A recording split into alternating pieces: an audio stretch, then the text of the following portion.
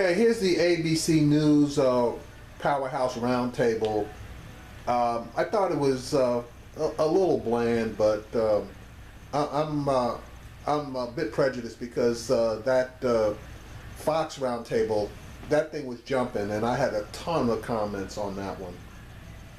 House Roundtable, ABC News chief political analyst Matthew Dowd, ABC News contributor and ESPN senior writer LZ Granderson, Associated Press chief White House correspondent Julie Pace, and host of NPR's Morning Edition, Steve Inskeep. Welcome to all of you. So much to talk about this morning. I want to start with Clinton's FBI interview that was released this week. You heard Tim Kaine basically say, you know, nothing to see. She's made a mistake. Let's move on. Is it damaging? Is this week any more damaging than it has been in the past? First, a shout out to St. Mother Teresa. Great day. And it's an example of humble servant leadership that we'd love to see in the course of this campaign.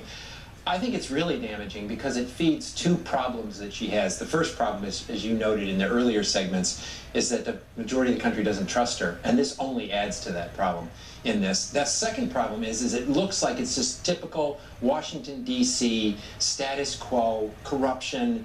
They only do it for themselves, in it for themselves, are not transparent. And both of those things aren't helpful in a race that, though she has a lead, is fundamentally going to be very close until the end. And Steve, I want to ask you, this document dump was Friday, the old typical Washington Friday afternoon before a holiday. So do you think it will really resonate with voters? Well, it's resonated over time. And of course, the Clinton campaign is very frustrated that we in the media talk about it so much, but it is a thing that people can grab onto.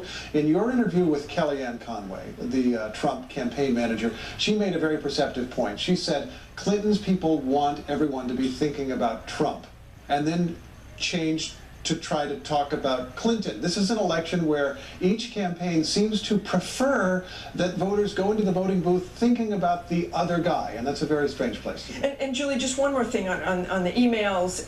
The State Department is going to release Secretary Clinton's schedule, and that will put a focus on the Clinton Foundation, and if anything was going on between the Clinton Foundation and the State Department getting special access. What do you expect from that? Do you know anything about what that will show? Well, I think it's important to note that the State Department is doing this under pressure from the Associated Press and other news organizations. This isn't something that they have been willingly putting out there into the public. Right now we have about half of her detailed schedules. This will be another fairly substantial period. If you look at the information that we do have, it does show some overlap between the meetings that she had most discretion over, and Clinton Foundation donors. You are likely to see something similar to some extent in these other schedules. And Elsie, let's move to this unfavorability, because it's such a big topic, because they both have such high ratings. Our polls show that Clinton's favorability rating is at an all-time low among registered voters, now on par with Donald Trump at 59 and 60% respectively. You heard Tim Kaine. Is the campaign doing enough to try to solve that problem? Well, they think what they're doing now is not adding to the problem. You know, I speak with people who are inside her circle, and one of the reasons why they don't like her in large groups or to do press conferences is because she doesn't play well there. She's not comfortable in that position. That's only going to make her look more staged, more strategic, and less authentic. And so it's a purposeful strategy why she's not doing press conferences, because that will only add to her unfavorabilities. Look, the email thing is just, in my opinion, is terrible, especially when you start looking at the rationale. You know, Matthew and I were joking. She thought the C was to help her put things in alphabetical order, but there's no A, there's no B, and there's no D. So it only makes you silly. And she's been at this for decades and decades as a senator on the Armed Services Committee and other things.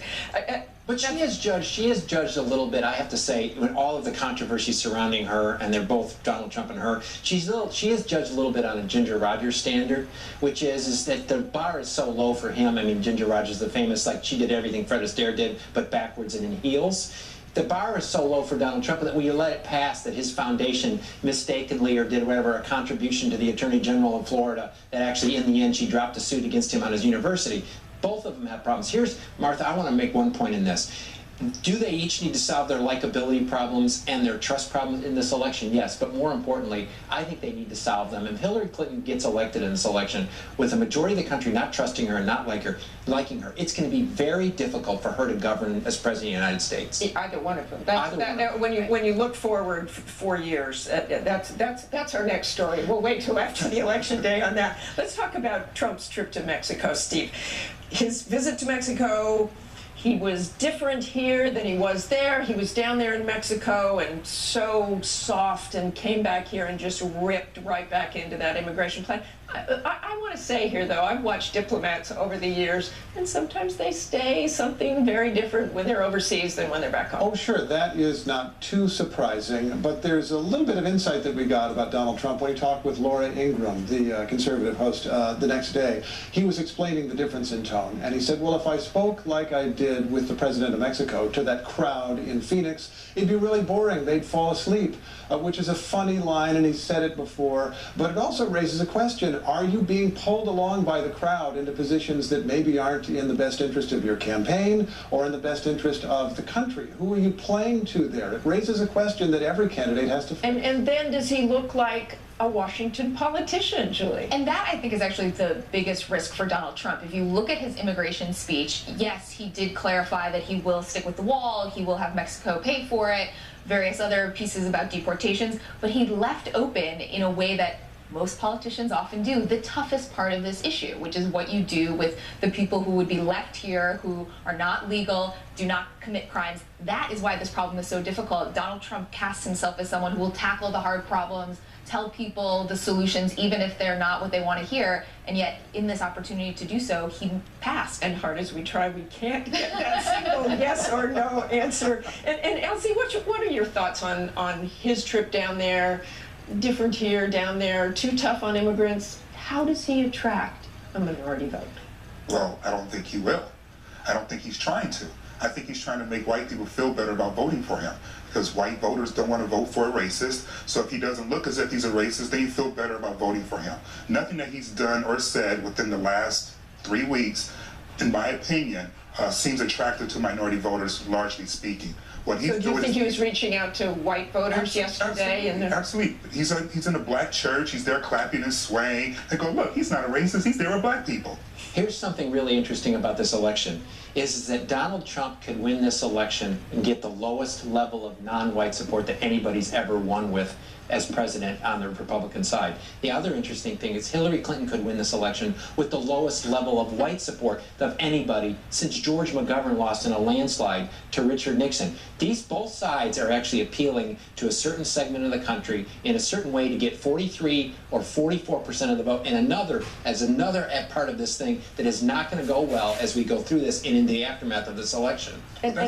Go ahead. But that's also part of just the party situation as well. I mean, Democrats have been hemorrhaging white voters for decades, and we know basically since Nixon, minorities have been fleeing the Republican Party. So I think they just epitomize George W. Bush, I have to give some credit. George W. Bush in 2000 and 2004 set new standards on the Latino vote and actually tried.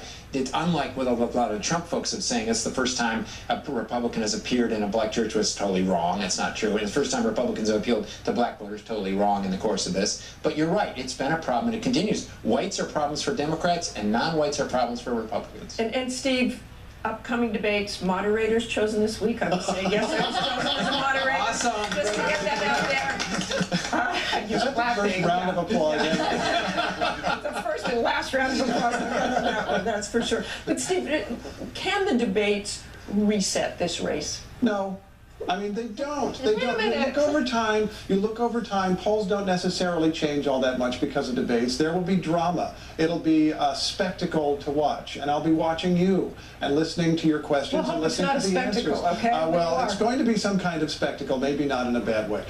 It's going to be extraordinarily interesting. It's extraordinarily important to our democracy that everybody, or a lot of people anyway, sit down and watch these people and think about them. But these are two individuals who've been in the public eye for decades. And so one night is not necessarily going to make a difference unless one of them was something horrible. I have to say, though, there's probably not been a debate quite like this one, and I think people are eagerly anticipating. Singular debates have effects. Right. Debates overall don't. Singular debates have an effect. I think this debate has a huge upside for Donald Trump potential and a huge downside for Hillary Clinton. I feel just that opposite. I think if she gets him one-on-one, despite all I'm not saying he's going to win. No, but despite all the unfairabilities, if she can just make him look incompetent without a shadow of a doubt because of his lack of knowledge of policy, particularly foreign policy, I think that's going to help sway the people who are still immovable middle. That Julie, I want to end with you. Does Donald? What would you do if you were Donald Trump when you approach these debates? Is it the Donald Trump that attracts the voters he has now, or does he change slightly, or is there something in between? I think Donald Trump's biggest weakness right now in a general election is that a lot of voters don't see him as presidential. He needs to go on stage. His base will stay with him. They are loyal to him through and through. He needs to go up there and look like someone that people can imagine for 4 years sitting in the Oval Office, going around the world and meeting with world leaders. Read a briefing book before the debate. That would be my advice. Read a briefing book. just read, period. All right. Enough. Okay. Thanks to all of you. I know we'll be keeping track of all of you in the next couple of months. Thanks. All right, so that's the ABC Powerhouse Roundtable. I believe I'm gonna jump to Fox next.